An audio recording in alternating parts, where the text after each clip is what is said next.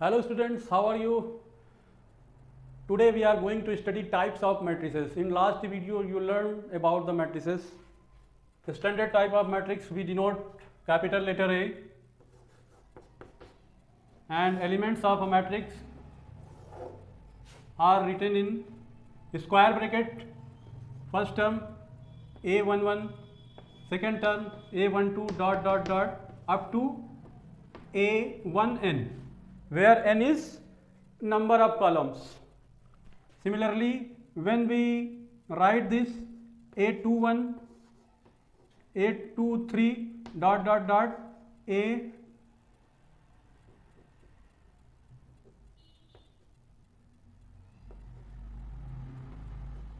A31, and this one is M1, where M plays the role of number of rows and n plays, finally we get the m into n, where m cross n is, this is called the m cross n matrix, means number of rows is m and number of column is n, and here will be some elements, standard elements, say a I j, and I varies from 1 to m and j varies from 1 to n. तो ये आपने पढ़ा. After this when we there are many types of matrices which are classified in different manner. यहाँ आप दो चीजें देख सकते हैं. नंबर ऑफ रोज, m क्या है? m है number of rose, and n क्या है? Number of column, number of columns. तो दो बातें हो सकती हैं, सिर्फ आप कंसीडर कीजिए, या तो m और n बराबर होंगे या तो m और n बराबर नहीं होंगे. m is not equal to n, and दूसरी condition m is equal to n. यही दो पॉसिबिलिटीज हैं. या तो नंबर ऑफ रोज बराबर होंगी नंबर ऑफ कॉलम के, या तो नंबर ऑफ रोज बराबर नहीं होंगी. जब नहीं होंगी तो उसे हम कहते हैं रेक्टेंगुलर मैट्रिक्स. और जब नंबर ऑफ रोज और नंबर ऑफ कॉलम बराबर होंगे तो हम उसे कहते हैं स्क्वायर मैट्रिक्स.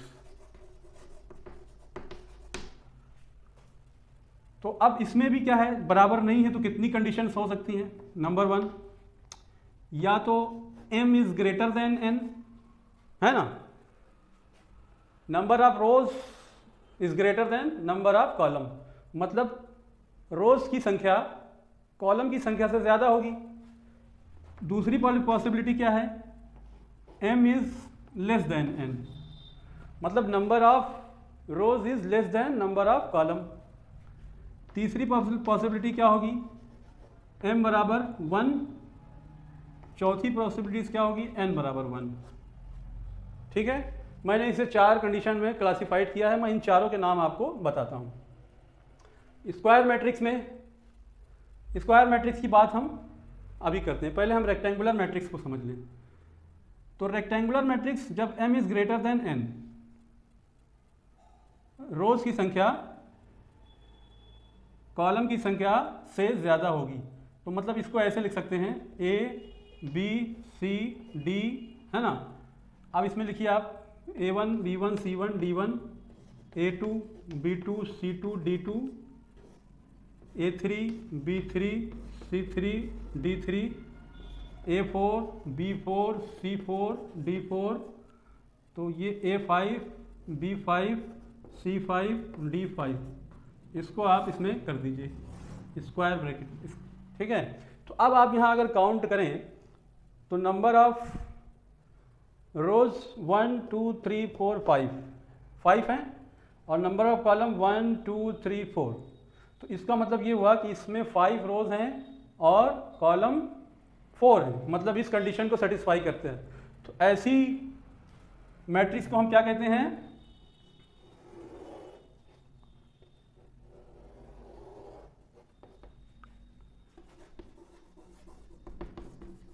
Vertical matrix.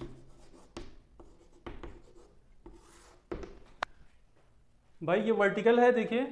अब इसको हम ऐसे भी लिख सकते हैं, मान लीजिए कि हमारे पास A1 B1 है ना, A2 B2 A3 B3 A4 A5 A6 A7 है ना।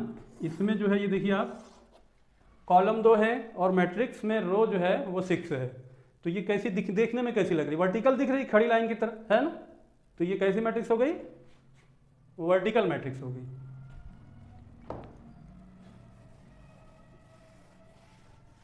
अब बात करते हैं m is less than n की, ये हो गया। अब बात करते हैं m is less than n, मतलब इसमें रोज की संख्या जो है कम है और कॉलम की संख्या ज़्यादा है। तो A1 B1 C1 D1 E1 F1, और इसको ले लीजिए आप A2 B2 C2 D2 E2 F2, और इसको स्क्वायर ब्रैकेट में ले लीजिए। जब मैट्रिक्स इस तरह की होगी, इसमें आप देखिए सिर्फ 2 रोज हैं और कॉलम की संख्या जो है 6 है, ठीक है। ये कैसे है, 2 क्रॉस 6 का मैट्रिक्स है। तो आप देख सकते हैं M2 है और कॉलम 6 है। तो ऐसी मैट्रिक्स को क्या कहते हैं, horizontal matrix.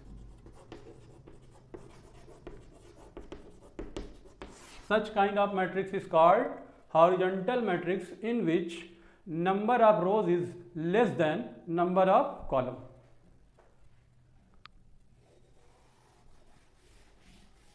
Third condition is m is equals to 1, मतलब इसमें सिर्फ एक रो होगी। Now come at the third position where m is equals to 1. In this case we have only one row, मतलब A B C D E F है ना। ये आपका मैट्रिक्स जो है इस तरह का है। जब आप देखेंगे ये है तो रेक्टेंगुलर ये भी, लेकिन इसकी स्पेसिफिकेशन क्या है, ये स्पेसिफिक इसलिए है कि इसमें सिर्फ वन रो है। और ऐसी मैट्रिक्स को क्या कहते हैं हम, रोज मैट्रिक्स, रोज मैट्रिक्स। अब ये n इक्वल्स टू 1 है, इसमें क्या होगा, इसमें आपका एक ही कॉलम होगा। मतलब अब इसी मैट्रिक्स को आप वर्टिकली लिख दीजिए, लेकिन कॉलम एक लिख दीजिए, A B C D E। तो अब आप देखिए ये जो है, इसमें आपको कॉलम तो एक है लेकिन रोज 5 हैं। रोज से मतलब नहीं है, अगर कॉलम एक है तो ये कौन सी मैट्रिक्स हो जाएगी, कॉलम मैट्रिक्स। ये कॉलम मैट्रिक्स हो गई और ये रो मैट्रिक्स हो गई। तो आपने रेक्टेंगुलर मैट्रिसेस के बारे में जाना। 4 टाइप्स मैंने क्लासिफाइड किया। When number of rose is greater then number of column, when number of rose is less than number of column, when number of rose is 1, when number of column is 1। अब आइए बात करते हैं square matrix की। Square matrix आप जानते हैं, अगर आप एक स्क्वायर बनाएं तो उसकी साइड्स इक्वल होती है।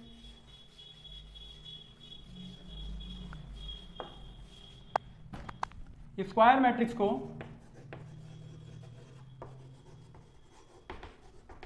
m बराबर n, number of rows equal to number of columns. ये एक स्क्वायर बना लीजिए, चलिए ठीक है, बना लिया। अब इसकी अगर हम इसको यहाँ से डिलीट कर दें और इसको यहाँ से डिलीट कर दें, तो क्या देखने में स्क्वायर मैट्रिक्स नहीं लग रही है, ऑफ कोर्स लग रही है। तो इसका क्या है, n क्रॉस n लिख लेते हैं हम, m को भूल जाते हैं क्योंकि m जो है n के बराबर ही है। तो 2 क्रॉस 2 हो सकती है मैट्रिक्स, 3 क्रॉस 3 हो सकती है। ये सब क्या है, ये सब स्क्वायर मैट्रिक्स हैं। तो इसमें 3 टाइप्स हैं स्क्वायर मैट्रिक्स में। मैंने 3 टाइप्स, एक तो आपका हो गया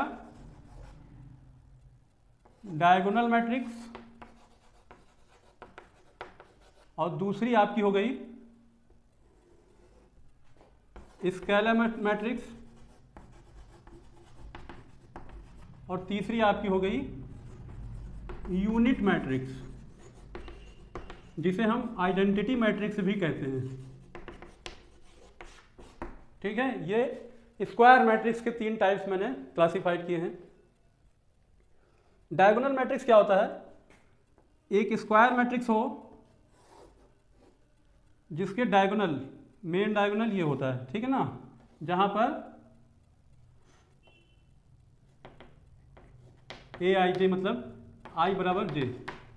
इसके एलिमेंट्स कैसे होंगे डायगोनल मैट्रिक्स के, A11 A22 dot dot dot ANN, इस तरह के जितने भी ये डायगोनल पर आएंगे उसे डायगोनल मैट्रिक्स कहते हैं। अच्छा, इसके जो रेस्ट एलिमेंट्स होंगे वो सभी जीरो होंगे।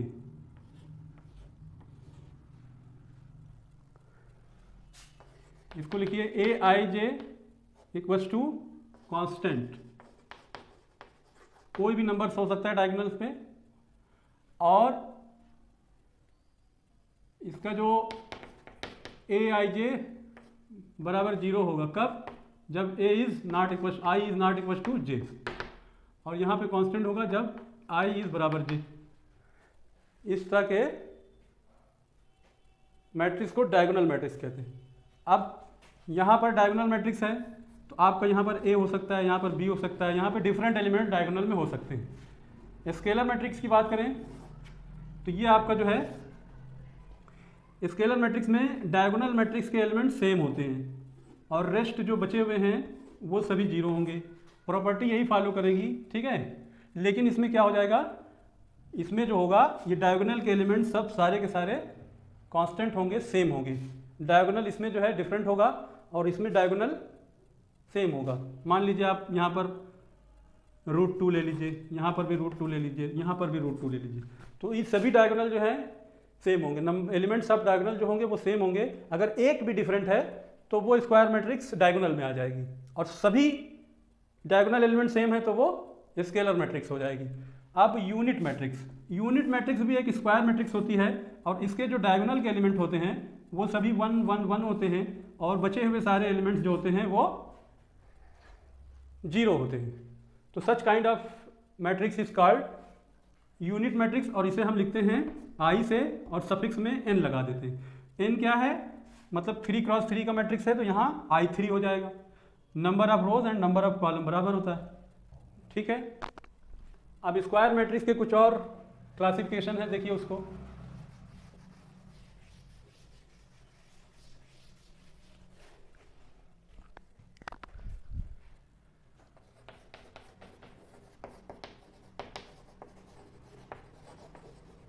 Upper triangular matrix, upper triangular matrix एक स्क्वायर मैट्रिक्स होगा और डायगोनल के ऊपर जितने एलिमेंट होंगे वो ए बी सी कुछ भी हो सकते हैं, लेकिन डायगोनल के जितने नीचे एलिमेंट होंगे वो सभी जीरो होंगे। मतलब आपको देखने में यहाँ पर एक ट्रायंगल दिखाई देगा और नीचे के एलिमेंट्स जो होंगे वो जीरो होंगे। इसको लिखेंगे कैसे स्टैंडर्ड फॉर्म में, when A I J is equal to zero, कब आई इज ग्रेटर देन जे।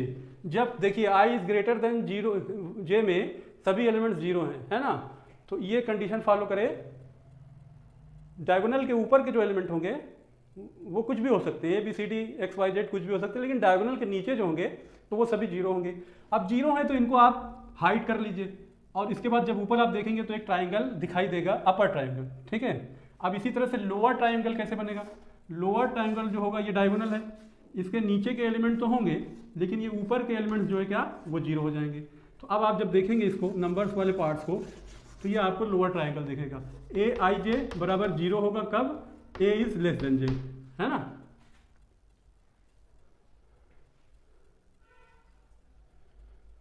ठीक है, अपर ट्राइंगल एंड लोअर ट्राइंगल। अच्छा, अब इसमें से देखिए, अब दोनों को कंबाइन कर दें, अगर अपर ट्राइंगल लोअर ट्राइंगल को अगर हम कंबाइन कर दें तो एक हमें अलग मैट्रिक्स मिलती है जिसे नल मैट्रिक्स कहते हैं।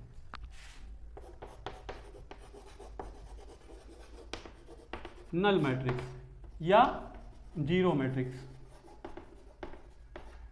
जीरो मैट्रिक्स के सभी एलिमेंट्स जीरो होंगे, all elements will be zero. Such kind of matrix is called zero matrix. There are so many matrices which you will learn in further videos. Algebra of matrix, after algebra of matrix you will learn some more classifications of matrices. So keep watching. मैं आपको बहुत जल्दी इसका तीसरा version, तीसरा video matrix पर लेकर आने वाला हूँ। ये तो ऐसा ही था क्योंकि आपको जानना जरूरी है कि टाइप्स ऑफ मैट्रिसेस क्या होता है। मेन प्रॉब्लम्स जो हमारी आती हैं वो मल्टीप्लिकेशंस पर आती है, ट्रांसपोज पर आती है और ट्रांसफॉर्मेशंस पर आती है। मैट्रिक्स का इनवर्स कैसे निकाला जाता है वो सब हम नेक्स्ट वीडियो में डिस्कस करेंगे। तो thank you for watching my video, मिलते हैं नेक्स्ट वीडियो में, तब तक के लिए